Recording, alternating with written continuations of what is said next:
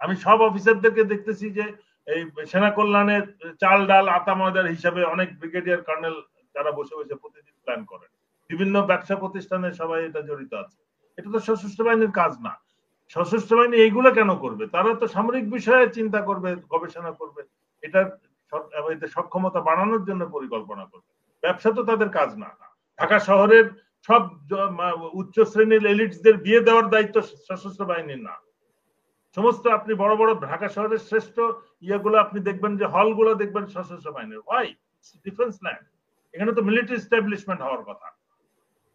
এই জিনিসগুলোর থেকে এখনো সরকারের নজরে কেন আসছে না? এটা আমার টোটালি এখন একটা ইয়ার নিয়ন্ত্রণে চলে গেছে। মানে এটা যারা সংস্কার বিরোধী, এখন সংস্কার বিরোধী কারা? যারা এই সমস্ত সশস্ত্র বাহিনীর আইন, এই প্রাগৈতিহাসিক আইনের সুযোগ নিয়ে যারা একটা বিরাট একটা মনস্টার হয়ে গেছে, আর্থিক বলি আর ক্ষমতা বলি দুইটা মিলে এত তারা শক্তিশালী হয়ে গেছে, আইন যদি সংস্কার হয় তাহলে তো এটা হারাবে। আমার মনে হয় আমাদের প্রতিবেশীর সাথে যে সিকিউরিটি সিচুয়েশনের যে চেঞ্জটা আসছে এই অন্তর্বর্তীকালীন সরকারের কারণে, আমরা আবার সেই বলা যেতে পারে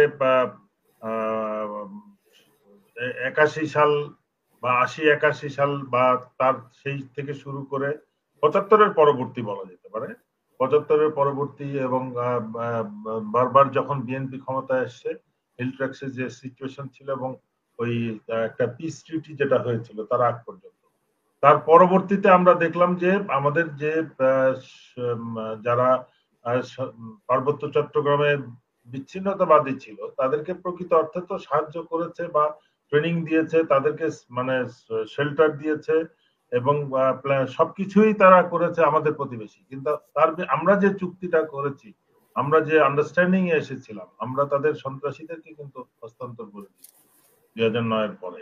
সেই সিচুয়েশনটা আমার মনে হয় এখন আর নাই 2009-এর পরে যে সিচুয়েশনটা ছিল, যার পরিপ্রেক্ষিতে আবার পাহাড়ের সন্ত্রাসীরা সংগঠিত হচ্ছে, এটা একটা দিক। আর একটা হচ্ছে যে আমরা মায়ানমারের এবং আরাকানের পরিস্থিতির যে পরিবর্তন, এটার মধ্যেও আমাদের প্রতিবেশী প্লে করছে এবং দেখা যাবে যে এই রোহিঙ্গা এবং আরাকানের এই সমস্ত সন্ত্রাসীদের মধ্যেই তারাই আমাদের দেশের ভিতরে ঢুকে সন্ত্রাসী কার্যক্রম করবে। এইটার যে ওয়ার্নিংটা অলরেডি বিভিন্ন ভাবে বলা হচ্ছে, এটার প্রতিক্রিয়াতে আমার ধারণা মার্কিন যুক্তরাষ্ট্রের এই সিকিউরিটি ওয়ার্নিং যেটা তার নাগরিকদের জন্য দিয়েছে, এবং এটা শুধু হিলট্রাক্সের কথা বলছে। আর দেশের মধ্যে যেটা দিচ্ছে সেটা হচ্ছে এই যে আমি আসছি, আওয়ামী লীগের নেতারা বিভিন্ন বর্ডার দিয়ে দেশে ঢুকছে, তারা ঝুটিকা মিছিল করছে, এটা দিয়ে একটা পাবলিকের একটা কনফিডেন্স গেইন করার চেষ্টা হচ্ছে যে আমরা আবার ফেরত আসছি। বাট আমি মনে করি যে এটা ওই তাদের ক্ষমতা বা তাদের সবকিছু শেষ পর্যায়ে একটা ডিসপ্লেটাই, যে আস্তে আস্তে হারিয়ে যাওয়ার সময় আমরা যে একটা জিনিস আস্তে আস্তে ব্লাড হয়ে যায়, বড় একটা কিছু শেষ হওয়ার শেষ পরিণতি যেটা হয়, এই আওয়ামী লীগেরও ঠিক একই হচ্ছে। মানে মরে যাওয়ার আগে শেষ কামড় যেটাকে বলে আর কি। শেষ কামড় তো একটা অন্য জিনিস, বাট আমরা দেখতেছি যে এটা নিঃশেষ হয়ে যাচ্ছে। মানে একটা বাতিটা যখন আস্তে আস্তে নিভতে থাকে, আগের দিনের তেলের বাতিটা আপনি চিন্তা করেন, আস্তে নেভার শেষ পর্যায়ে আস্তে আস্তে অল্প অল্প জ্বলতে জ্বলতে জ্বলতে জ্বলতে পরে আর দেখবেন এটা নাই। আমার মনে হয় আওয়ামী লীগের এখন ওই পর্যায়ে চলে গেছে। বাট তারপরেও তারা, আমার কথা হচ্ছে যে কোনো রকম আইন শৃঙ্খলা পরিস্থিতি সৃষ্টি করার জন্য খুব বেশি কিছু কিন্তু প্রয়োজন হয় না।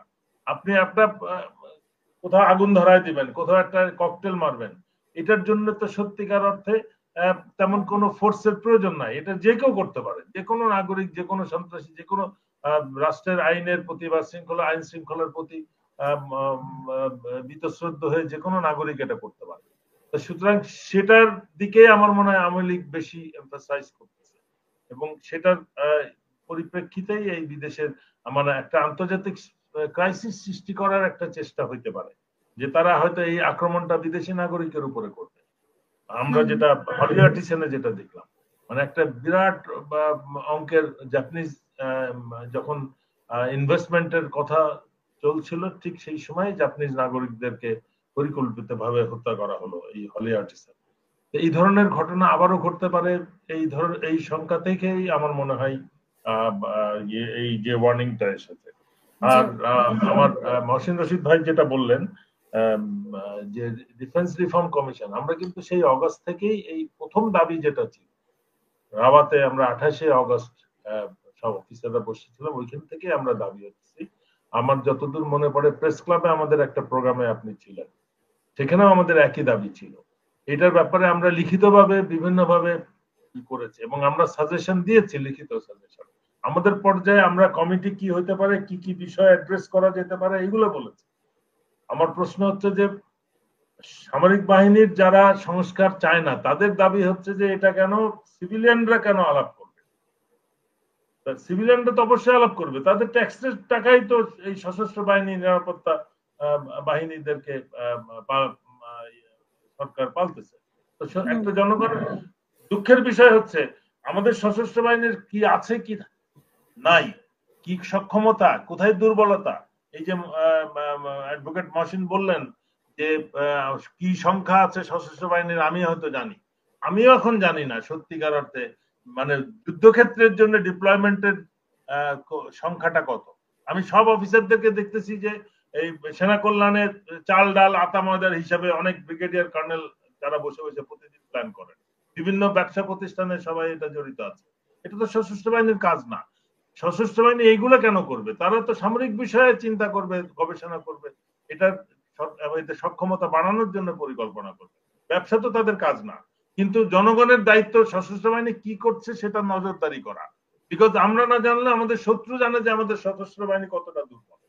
তো সুতরাং আমার ট্যাক্সের টাকায়, আমি কিন্তু এখন জনগণ প্রথম, তারপরে আমি রিটায়ার্ড মিলিটারি অফিসার, জনগণের টাকায় যে সশস্ত্র বাহিনীকে বলা হচ্ছে, যে ধারণা দেওয়া হচ্ছে যে তারা দেশের স্বাধীনতা সার্বভৌমত্বকে রক্ষা করবে, বাস্তব ক্ষেত্রে যদি কোনো সরাসরি হুমকি আসে সেটা কতটুকু পারবে? আমরা যেটা দেখলাম, জনগণ তো অগস্ট মাসের বিপ্লবে এই স্বৈরাচার সরকারকে হটিয়েছে। বহির্দেশের শত্রুর আক্রমণেও কিন্তু জনগণকে এগিয়ে আসতে হবে। 71 সালে যেটা হয়েছে, সশস্ত্র বাহিনী সহায়তা করবে, বাট আমার ধারণা আমাদের সংখ্যা অনেক হলেও প্রকৃত অর্থে যুদ্ধ করার মতো, দেশ রক্ষার মতো সংখ্যা আমাদের অনেক কম, এবং সেই জন্য যেটা অস্ত্র শস্ত্র গোলা বারুদ যেটা দরকার সেটার অবস্থা আরো খারাপ। সেই জন্যই আমাদেরকে এমফাসিসটাকে রিডাইরেক্ট করতে হবে, যে আমাদের সশস্ত্র বাহিনীকে যুদ্ধে আমাদের দেশ রক্ষার জন্য যা কিছু প্রয়োজন সেটার দিকে মনোযোগ দিতে হবে। ব্যবসা প্রতিষ্ঠান, এই সমস্ত ব্যাংক, হোটেল, এগুলো রিসোর্ট পরিচালনার দায়িত্ব না। ঢাকা শহরের সব উচ্চ শ্রেণীর এলিটসদের বিয়ে দেওয়ার দায়িত্ব সশস্ত্র বাহিনীর না। সমস্ত আপনি বড় বড় ঢাকা শহরের শ্রেষ্ঠ ইয়েগুলো আপনি দেখবেন যে হলগুলো দেখবেন সশস্ত্র বাহিনীর। ওয়াই? ডিফেন্স ল্যান্ড, এখানে তো মিলিটারি এস্টাবলিশমেন্ট হওয়ার কথা। এই জিনিসগুলোর থেকে এখনো সরকারের নজরে কেন আসছে না, এটা আমি অবাক হচ্ছি। যেগুলোর উপরে কেন একটা হল্ট আদেশ দেওয়া হচ্ছে না, যে না স্টপ, তারপরে আমরা রিভার্স কিভাবে করব সেটা চিন্তা করব। আমাদের রিওরিয়েন্টেশনটা কিন্তু হচ্ছে না। আর এবং এটা নিয়ে আলাপ কিন্তু আমরা সশস্ত্র বাহিনীর অবসরপ্রাপ্ত হিসেবে রাওয়াতে করতে চাইলেও রাওয়া ওই স্পেস দিচ্ছে না। রাওয়া টোটালি এখন একটা ইয়ার নিয়ন্ত্রণে চলে গেছে, মানে যেটা যারা সংস্কার বিরোধী। এখন সংস্কার বিরোধী কারা? যারা এই সমস্ত সশস্ত্র বাহিনীর আইন, এই প্রাগৈতিহাসিক আইনের সুযোগ নিয়ে যারা একটা বিরাট একটা মনস্টার হয়ে গেছে, আর্থিক বলি আর ক্ষমতা বলি দুইটা মিলে এত তারা শক্তিশালী হয়ে গেছে, আইন যদি সংস্কার হয় তাহলে তো এটা হারাবে।